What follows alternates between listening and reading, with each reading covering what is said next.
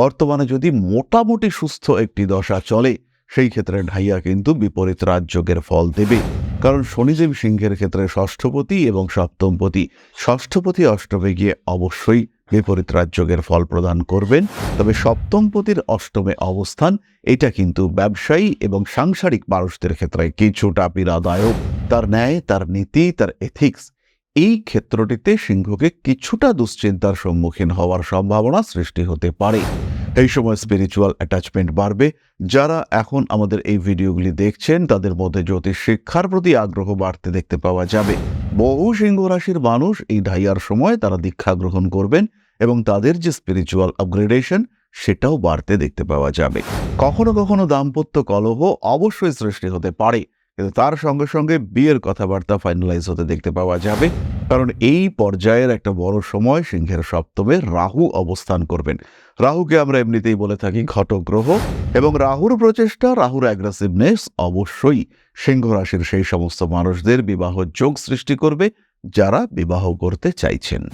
আরও কয়েকটি বিষয় খেয়াল রাখতে হবে।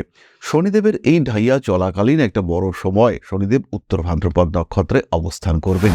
উত্তর ভাদ্রপদ নক্ষত্রে অবস্থান করাকালীন শনিদেব কিন্তু সিংহ রাশির মানুষদের কিছু বাস্তব জ্ঞানের সঙ্গে পরিচিত করতে চাইবেন। পরিশ্রম হবে, পরিশ্রমের সঙ্গে উন্নতিও অবশ্যই আসবে। ধারণ করব আমরা এমেথিস্ট ব্রেসলেট, তার সঙ্গে সঙ্গে অবশ্যই সানস্টোন ব্রেসলেট এবং অবশ্যই 7 মুখের রুদ্রাক্ষ।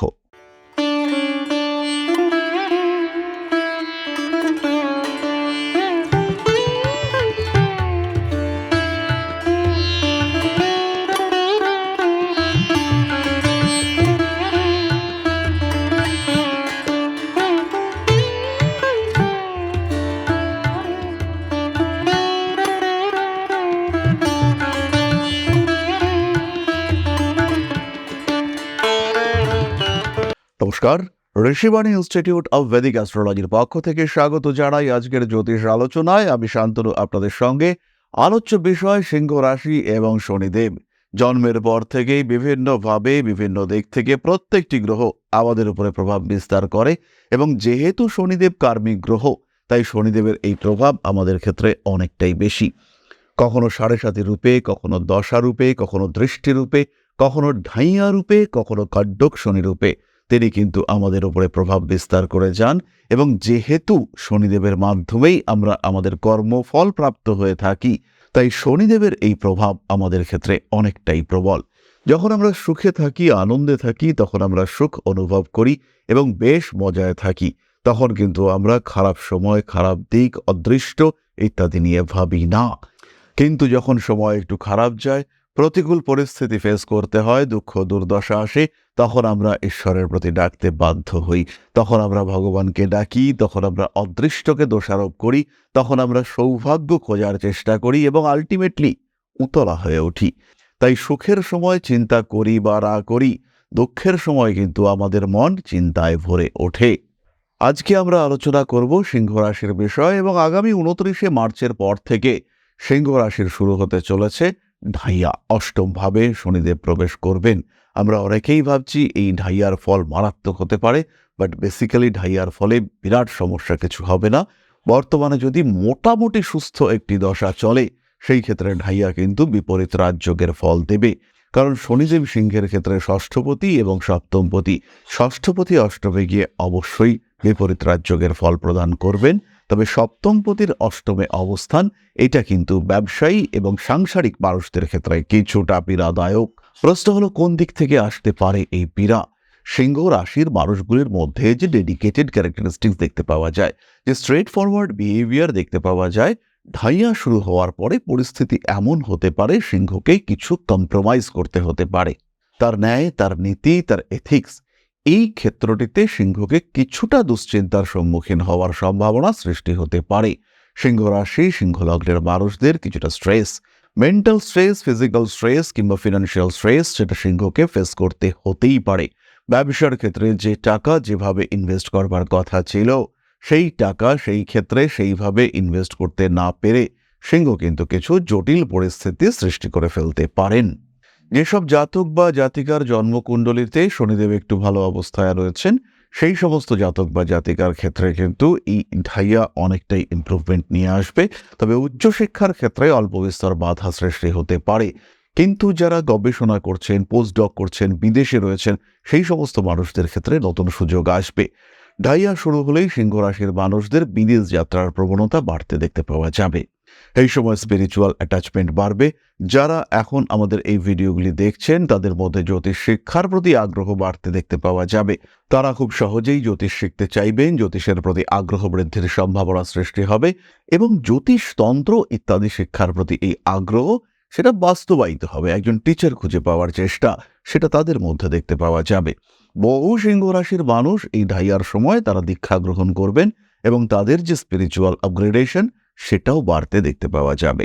মানসিক অস্থিরতা থেকে সিংহ নিজেকে মুক্ত করতে পারবেন, নিজেকে একটা স্টেবল সিচুয়েশনের থেকে এগিয়ে দেওয়ার চেষ্টা সেটাও আমরা সিংহের ক্ষেত্রে দেখতে পাব। অস্থিরতা, অশান্তি ইত্যাদির থেকে মুক্তির একটা সুযোগ সেটাও কিন্তু সিংহের ক্ষেত্রে আসতে দেখতে পাওয়া যাবে। কখনো কখনো দাম্পত্য কলহ অবশ্যই সৃষ্টি হতে পারে, কিন্তু তার সঙ্গে সঙ্গে বিয়ের কথাবার্তা ফাইনালাইজ হতে দেখতে পাওয়া যাবে। কারণ এই পর্যায়ের একটা বড় সময় সিংহের সপ্তমে রাহু অবস্থান করবেন। রাহুকে আমরা এমনিতেই বলে থাকি ঘটক গ্রহ, এবং রাহুর প্রচেষ্টা, রাহুর অ্যাগ্রেসিভনেস অবশ্যই সিংহ রাশির সেই সমস্ত মানুষদের বিবাহ যোগ সৃষ্টি করবে যারা বিবাহ করতে চাইছেন। যাদের ক্ষেত্রে শনিদেব বেশ পীড়িত অবস্থায় রয়েছেন, যাদের ক্ষেত্রে শনিদেব বেশ দুর্বল, হতেই পারে শনিদেব নিচস্থ অবস্থায় রয়েছেন, হতেই পারে শনিদেব নিজেও স্বয়ং দুস্থানগত অবস্থায় রয়েছেন, সেই সমস্ত মানুষদের ক্ষেত্রে মেন্টাল স্ট্রেস বাড়তে দেখতে পাওয়া যাবে। তাদের কাজকর্মের ক্ষেত্রে কিছু বাধা আসবে। সহজে কার্য উদ্ধার করা এটা কঠিন হতে পারে। মানুষজনকে ভরসা করে অল্প বিস্তর ঠকতে পারেন। টাকা পয়সা আটকে যাওয়া, ব্যাংক অ্যাকাউন্টের ক্ষেত্রে কিছু গণ্ডগোল সৃষ্টি হওয়ার সম্ভাবনা ইত্যাদি অবশ্যই সৃষ্টি হতে পারে। কিন্তু এর পাশাপাশি প্রত্যেকটি প্রতিবন্ধকতা আপনাকে অতিক্রম করতেও সাহায্য করবেন শনিদেব। বাধা আসতেই পারে, শনিদেব সেই বাধা অতিক্রম করতে পারবেন। জীবনের যত রকম যন্ত্রণা আছে সেখান থেকে নিজেকে মুক্ত করার একটা প্রচেষ্টা সেটা আমরা শনিদেবের ক্ষেত্রে দেখতে পাবো। সুতরাং এই ঢাইয়ার সময়কালে সিংহের মধ্যে যে ধরনের ট্রান্সফরমেশনগুলি হতে পারে সেই বিষয়গুলির একটা সাধারণ ধারণা আমরা পেলাম। আরও কয়েকটি বিষয় খেয়াল রাখতে হবে। শনিদেবের এই ঢাইয়া চলাকালীন একটা বড় সময় শনিদেব উত্তর ভাদ্রপদ নক্ষত্রে অবস্থান করবেন। উত্তর ভাদ্রপদ নক্ষত্রে অবস্থান করাকালীন শনিদেব কিন্তু সিংহ রাশির মানুষদের কিছু বাস্তব জ্ঞানের সঙ্গে পরিচিত করতে চাইবেন। পরিশ্রম হবে, পরিশ্রমের সঙ্গে উন্নতিও অবশ্যই আসবে। ইমপ্রুভমেন্ট হবেই, ডেভেলপমেন্ট আসবেই, এবং আপনার মধ্যে যে সুপ্ত প্রতিভা সেটি প্রকাশিত হওয়ার সুযোগ সেটি কিন্তু শনিদেব করে দেবেন। সাবকনশিয়াস মাইন্ড অ্যাক্টিভ হয়ে উঠবে, স্পিরিচুয়াল অ্যাক্টিভিটি অবশ্যই বাড়বে। তার সঙ্গে সঙ্গে আপনার যেগুলি প্রাপ্য, যে বিষয়, যে সম্পত্তি যেগুলি আপনার পাওয়ার কথা ছিল কিন্তু আপনি পাচ্ছিলেন না, সেগুলি কিন্তু এবার প্রাপ্তির সম্ভাবনা সৃষ্টি হবে। খুব সহজভাবেই আপনার জীবনে একটা ওপেননেস ক্রিয়েটেড হবে, যেখান থেকে আপনার পাওনা গণ্ডা বুঝে নেওয়ার একটা সুযোগ সেটা আপনি পাবেন। এই সময় চাকরি প্রাপ্তির সংযোগ সৃষ্টি হবে, চাকরি পরিবর্তনের সংযোগ সৃষ্টি হবে।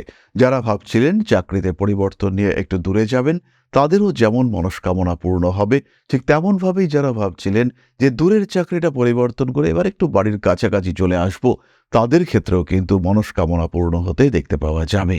বহু সিংহ রাশি বা লগ্নের মানুষ তাদের উদারতা বাড়বে এবং এই উদারতা বৃদ্ধির কারণে পারিবারিক সম্পর্কের জটিলতা থেকে মুক্তি পাবেন সিংহ। সুতরাং সিংহের এই ঢাইয়া, আপকামিং ঢাইয়া, তার কিছু কুপ্রভাব অবশ্যই থাকবে। দশা, ট্রানজিট, আপনার গ্রহ অবস্থান ইত্যাদির রেসপেক্টে বেশ কিছু কুপ্রভাব আমরা পাবো। কিন্তু তার সঙ্গে সঙ্গে এটাও মাথায় রাখতে হবে, এই ঢাইয়া আপনার জীবনে পরিবর্তন নিয়ে আসবে। এই পরিবর্তন আপনি উপভোগ করতেও পারবেন। এরপরে আমরা চলে আসব পরবর্তী টাইম ফ্রেমের আলোচনায়। সিংহ রাশির মানুষদের জন্য পরবর্তী 7.5 শুরু হতে চলেছে 13 জুলাই 2034 পর্যন্ত। এর প্রথম পর্যায়ে কমপ্লিট হবে 27 আগস্ট 2036। অনেক দেরি রয়েছে।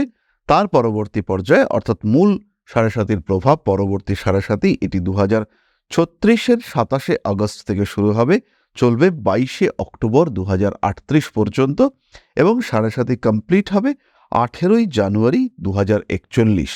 সুতরাং সিংহের মানুষজনের এই মুহূর্তে 7.5 নিয়ে ভাবনা চিন্তার বিরাট কিছু থাকছে না। 7.5 যখন আসবে তার আগে আমরা 7.5 নিয়ে অনেক ভাবনা চিন্তা করব। এই যে ঢাইয়া বর্তমানে আসতে চলেছে, এই সময় আমরা এখন থেকেই শুরু করব রেগুলার মহামৃত্যুঞ্জয় মন্ত্র পাঠ।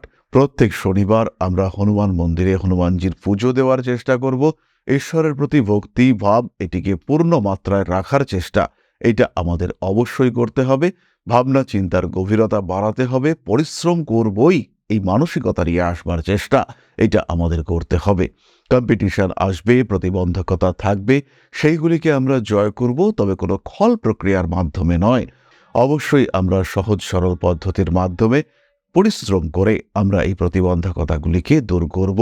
ধারণ করব আমরা অ্যামেথিস্ট ব্রেসলেট, তার সঙ্গে সঙ্গে অবশ্যই সানস্টোন ব্রেসলেট এবং অবশ্যই 7 মুখের রুদ্রাক্ষ। সুতরাং সিংহ রাশির আপকামিং ঝাইয়া এবং তার ইম্প্যাক্ট নিয়ে আমরা কিছুটা আলোচনা করলাম। পরবর্তী সময়ে এই বিষয়টি নিয়েই আমরা আরো বিস্তারিত আরো বিশদে আলোচনা করব। চলে আসবো আমরা আলোচনার পরবর্তী পর্যায়ে, তবে তার আগে ছোট্ট একটি বিষয় আপনাদের সঙ্গে শেয়ার করবার চেষ্টা করব। পরম ব্রহ্ম মিলন মঠ ও সেবাশ্রম অধ্যাত্ম, সেবা এবং প্রকৃতি পূজনে সম্পূর্ণ নিয়োজিত একটি সংস্থা। সম্পূর্ণ স্বেচ্ছাসেবী এবং সমাজ কল্যাণমূলক এই সংস্থা। আমরা এগিয়ে চলেছি মানুষের পাশে দাঁড়ানোর লক্ষ্যে। এই প্রসঙ্গে দীর্ঘদিন ধরেই আমরা বিভিন্ন এলাকায় বেশ কিছু কাজ করে আসছি।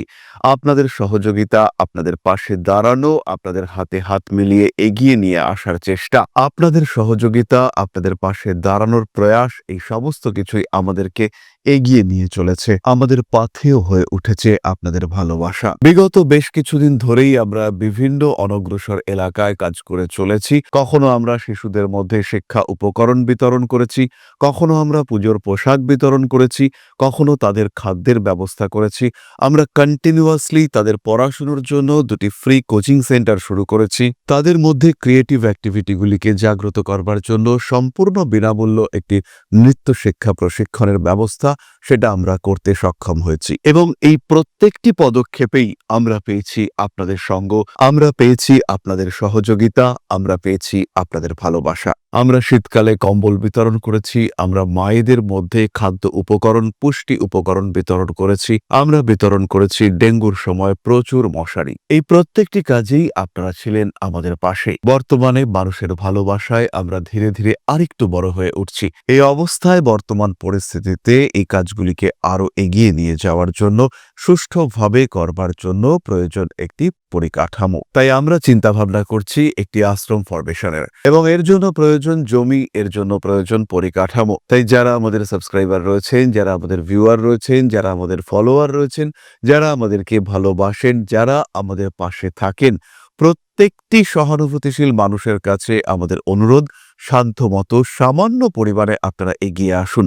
বিন্দু বিন্দুতে সম্পূর্ণ হবে সিন্ধুর গঠন, তৈরি হবে পরম ব্রহ্মমিলন মঠ ও সেবাশ্রমের পরিকাঠামো। তাই যারা বিভিন্ন সময় বিভিন্ন অবস্থায় মানুষের পাশে গিয়ে দাঁড়ান, যারা প্রকৃতিকে ভালোবাসেন, যারা জীবনকে এগিয়ে নিয়ে যাওয়ার পথে অন্যকে সাহায্য করতে পছন্দ করেন, সেরকম প্রত্যেকটি মানুষের কাছে আমাদের সাধারণ অনুরোধ, আমাদের এই মহৎ উদ্দেশ্যকে সফল করে তুলবার জন্য যতটুকু সম্ভব, যতটুকু সাধ্য, অবশ্যই এগিয়ে আসুন, বাড়িয়ে দিন সামান্য সহযোগিতার হাত।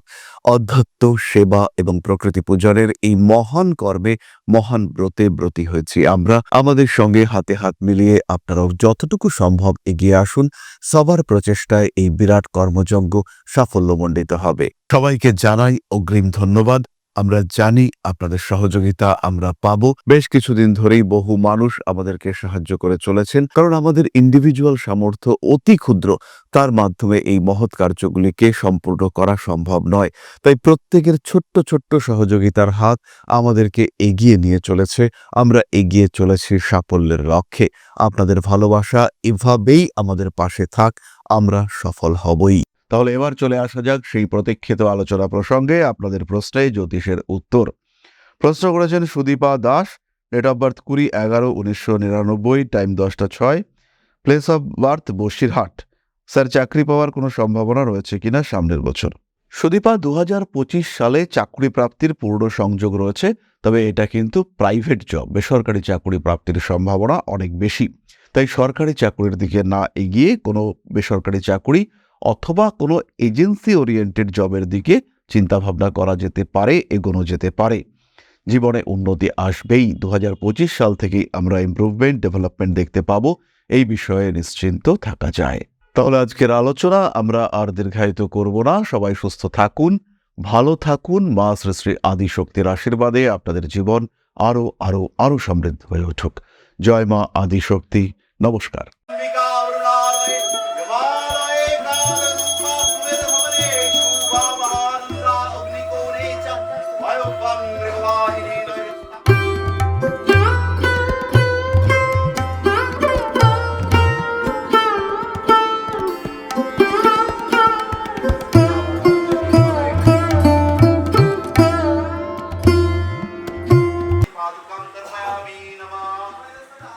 प्रणाधिपति श्रीमद दक्षिणा कालिका परिषदाय स्वाहा।